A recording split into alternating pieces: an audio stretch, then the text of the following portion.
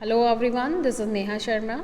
Today in this video we will read chapter number 2 Lost Spring, which is from our English textbook Flamingo for class 12th. So dear kids, we have seen the introduction of this chapter Lost Spring in our previous video. As I have told you there too, this Lost Spring Stories of Stolen Childhood is divided into two stories. One is a story of a boy whose name is Sahib, and he is a rag picker who came from Bangladesh with his family to India in 1971. And the second story is of Mukesh, who belonged to a Bengal making family of Firozabad. Right? So first in this video we will read the first part of the story Lost Spring, where we will read about Sahib Alam. Before reading the story, let's talk about the author once again. Anis Jung, who was born in 1964, was born in Rourkela and spent her childhood and adolescence in Hyderabad. She received her education in Hyderabad and in the United States of America. Her parents were both writers. Anis Jung began her career as a writer in India. She has been an editor and columnist of major newspapers in India and abroad and has authored several books. The following is an excerpt from her book titled Lost Spring: Stories of Stolen Childhood. Here she analyzes these children to a life of exploitation. So here in this text you will notice some of the meanings of these phrases. So these are looking for slog the daylight hours, roof over his head, perpetual state of poverty, dark hutments, and imposed the baggage on the child. So this we will discuss when we will get these phrases in the text itself. The story first of Sahib Alam, a rag picker, starts from here, and that says, "Sometimes I find a rupee in the garbage." This is what? This is the saying, this is the dialogue of Sahib Alam. Okay, so he said that sometimes I find a rupee in garbage. Why in garbage? Because he does rag picking and there sometimes he finds 1 rupee. Okay, so to this the narrator Anis Jung, she does the question, she asks the questions from Sahib. Why do you do this? I ask Sahib, whom I encounter every morning scrounging for gold in the garbage dumps of my neighborhood. So here you have to underline 2 words. One is scrounging. Scrounging means finding, okay, and you may say that searching for. And second one is encounter. Encounter is not every time that police and thieves encounter and the criminals encounter. It is what? The meeting. Okay. So she asked that why do you do this? Why do you do rag picking? Why don't you go to school? So what was the answer? Right? Sahib left his home long ago. Now she is telling us that why Sahib and he is here and why he does this job. Sahib left his home long ago, set amidst the green fields of Dhaka. His home is not even a distant memory. There were many storms that swept away their fields and homes, and his mother tells him. That's why they left looking for gold in the big cities where he now lives. So when the writer says, right, that that who visits the garbage dump near her house and searches for gold in it. So writer here says that he searches for gold ironically because he is not getting any gold in that garbage in the garbage in the dumps of the garbage, but ironically, because although the garbage dump is full of useless, thrown away things, still he shuffles it so minutely as if he gets something that is as precious as gold for him. Actually, he is not getting gold in that, but that useless thing he searches so minutely that that useless things also, like plastic bottles, glass bottles, sometimes they are precious for him like gold, right? Now in the further lines, she is telling about the house of this boy Sahib, that the name of the boy is Sahib and his home is in Dhaka. That was in the amids. Amids means what? That is in the middle of, right? That is set in the middle of green, you may say green fields, right? In the middle of green fields. And they have left their homes. Now this is also one of the reason given here, that why they had left their homes. They had left their homes because actually he doesn't remember it anymore, but his mother tells him every time, many times, that there were storms, right? In that place, in that in that area where the homes were there, and with that many storms, their homes and whatever the fields they have, they got destroyed. So they left their home, and that's why they came to India, and that's why they are living in Simapuri. Clear? So they left their homes and shifted to the cities in search of gold. Okay. Once again, I want to tell you, gold means here, it is not the gold which the material with the ornaments and the jewelry is made of. Okay, that we are not talking about that gold, but here this means something precious which was not available in their hometown, right? Now, I have nothing else to do, he mutters, looking away. Now, when the authoress, Anis Jung, she asked him that why don't you go to school and also why he does this job. So that time, I have nothing else to do, he mutters. Mutters means to speak slowly, right? Looking away. Go to school, I say glibly, and realizing immediately how hollow the advice must sound. There is no school in my neighborhood. When they build one, I will go. So when the authoress told that, when she questioned Sahib that why you shuffle this garbage and why don't you go to school, so he said that he mutters that one word is there, glibly. So that glibly means spoken, okay, to speak in the confident way, you may say, that is called glibly. So here in the third last line you will get this word glibly. So that means to speak in a confident way, right? So she asked that, and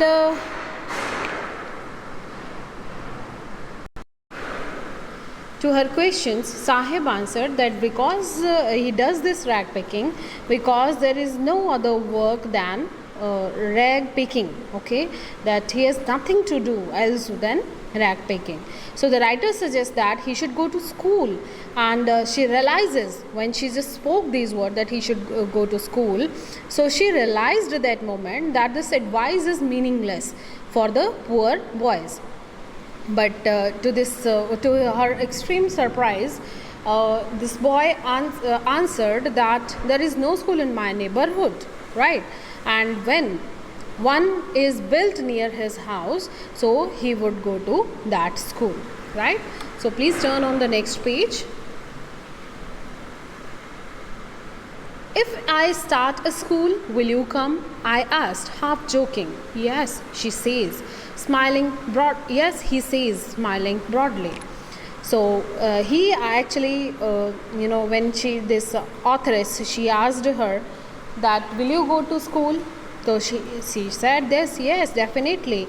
When there will be school in the neighborhood, so he will go to school, right? Now, the writer replied, she felt ashamed and making a false promise that she had said that a joke that, she will open a school. So a few days later, I see him running up to me. Is the school ready? So she said that after some days, when once again this boy Sahib met her, so he asked once again that is your school ready, right? So Sahib says that if it is ready, so he would join that school. Clear? It takes longer to build a school, I say, embarrassed at having made a promise that was not meant. But promises like mine abound in every corner of his bleak world. Bleak means what? Bleak means which is full of darkness. Clear? So what the author is the empty space, you can say. Bleak means empty, you can say, that is the more suitable word here.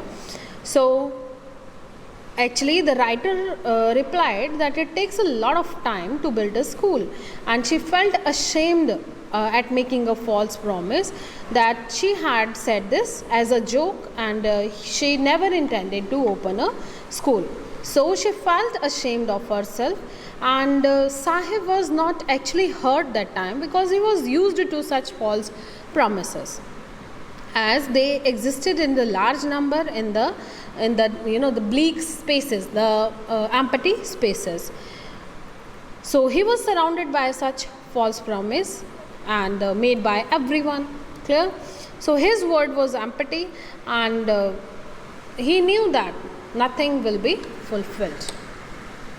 After months of knowing him, I asked him his name. Sahib-e-Alam, he announces. He does not know what it means. If he knew it means Lord of Universe, he would have a hard time believing it. Unaware of what his name represents, he roams the streets with his friends, an army of barefoot boys who appear like the morning birds and disappear at noon.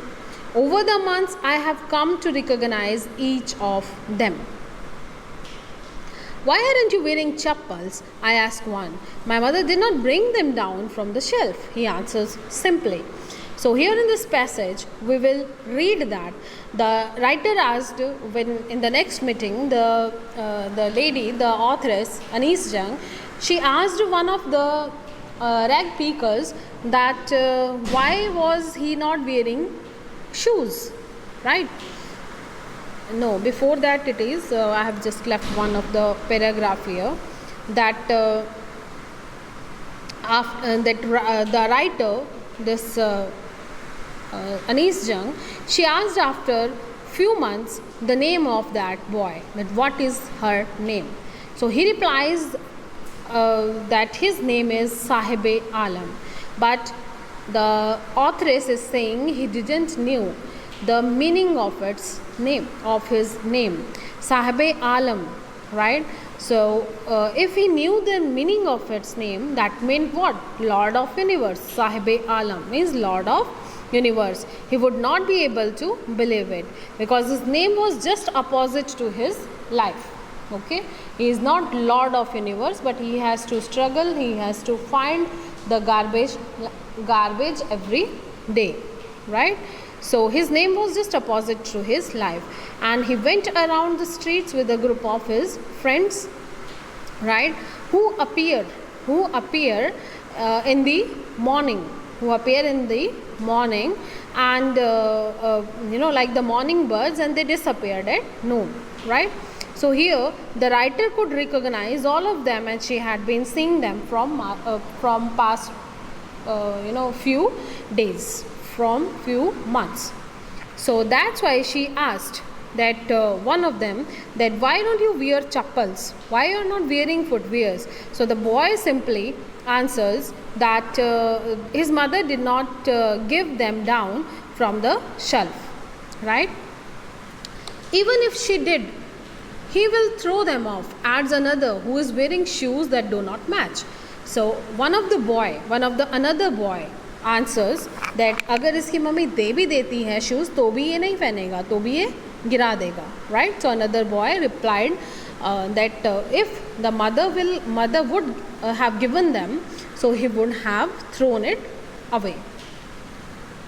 When I commented on it, he shuffled his feet and says nothing. I want shoes, says a third boy who has never owned a pair of all his life. Traveling across the country, I have seen children walking barefoot in the cities. On village roads, it is not lack of money, but a tradition to stay barefoot is one explanation. I wonder if this is only an excuse to explain away a perpetual state of poverty. Right? So, what does this paragraph says that the boy answered that ना the second boy answered कि अगर उसकी mummy जूते दे भी देती है तब भी वो पहनेगा नहीं, तब भी वो क्या कर देगा, गिरा देगा उनको. Right? So the third boy who was not wearing the footwears, right, he also tells that I also want to wear the shoes, and he did not reply. He didn't reply the shuffle his feet as he tried to hide the shoes because mismatched the shoes he was wearing. And the third boy spoke that he was also eager to get one pair of shoes, कि उसको भी जूते चाहिए. उसने कभी जूते है ही नहीं उसके पास, उसकी खुद की लाइफ में उसके खुद के जूते हैं ही नहीं. तो सोचो कितना struggle they have to do in their life, right? They cannot they cannot afford a pair of shoes.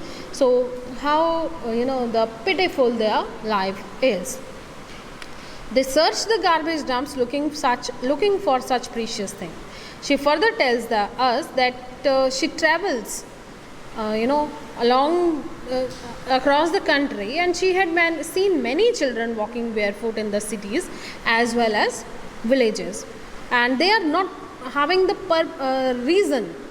particular reason that why they are not wearing shoes, right? So they reasoned that they were barefoot not due to lack of money. In some of the cases when she asked them, right, so sometimes she get the excuses that they are not wearing the shoes, they are not due to lack of money to buy footwear, but being barefoot was a tradition for them. Clear? So this is the excuse of the people told by her. I remember a story a man from Udupi once told me.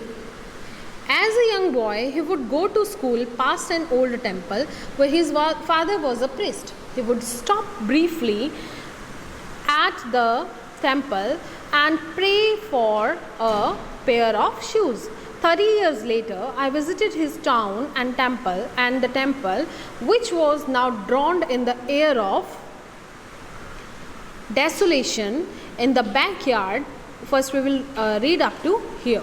Right? So on this comment that some of the people gave her excuses that they are not shoesless, they are not moving barefoot because they are not having money, right? But it is in their tradition. So she reminds one story, and she tells that she concluded that how she remembered a story of a man from Udupi, and he told that as a young boy who would go to school and passed an old temple. On the way there was a temple where his father was a priest, and he would stop there at the temple and pay for a pair of shoes. Clear? So whenever he would cross the temple where his father worked as a priest, he stopped there and he prayed to God to bless him with a pair of shoes. After 30 years, when the writer visited the town and the temple, now the place was nearly empty. Clear? That place is nearly empty, which was now drowned in air, means that place was empty. In the backyard where lived the new priest, there were red and white plastic chairs. A young boy dressed in a grey uniform, wearing socks and shoes, arrived panting and threw his school bag on a folding bed. Looking at the boy, I remembered the prayer another boy had made to Goddess when he had finally got a pair of shoes. Let me never lose them. The Goddess had granted his prayer. Young boys like the son of the priest now wore shoes, but many others like the rag pickers in my neighborhood remain shoesless. So So we will read the story up to here in this video, and I'll tell you further what happened. That whenever this boy visited, so he every time asked, he prayed for the pair of shoes. And when the writer visited after 30 years, now the priest in the temple, who is living in the backyard of the temple, is having plastic chairs of red and white color were kept there, and a young boy came running from the school, and he was wearing grey colored uniform, socks and shoes, and he had a school bag hung on his shoulders. He threw it on the bed and ran away. And the writer wants to say that the financial position of the priest at the temple had improved over last 30 years. कि जो priest पहले 30 साल पहले वहाँ पे रहता था, उसका जो बेटा था एक्चुअल में, तो he was praying